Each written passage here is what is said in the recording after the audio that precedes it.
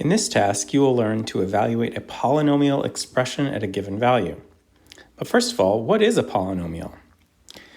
A polynomial is an algebraic expression with two or more terms. The word polynomial comes from the root words poly, meaning many, like polytheism, polymorphism, polychromatic, etc., and nomial, meaning terms. So many terms.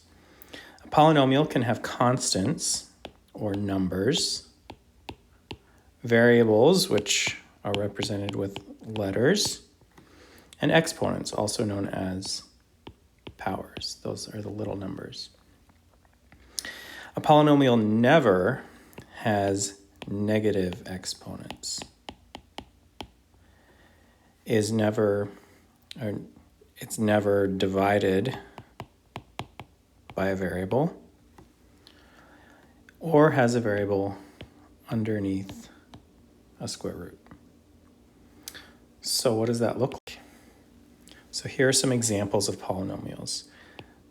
The expression 2x minus 7 has two terms, so that's more than one. It doesn't have any negative exponents. It's not divided by x, and there's no square root. Another example, 5x squared minus 6x plus 11 is a polynomial. It's also a trinomial because it has three terms. Or we could have x cubed plus 4x squared minus 10x plus 1. Or negative 2x to the fourth power minus 8. Those are all examples of polynomials, and I could come up with many, many more. What about things that are not polynomials or non-examples? So negative 9x, why is that not a polynomial? Well, it's just one term. And so it's actually a monomial, not a polynomial.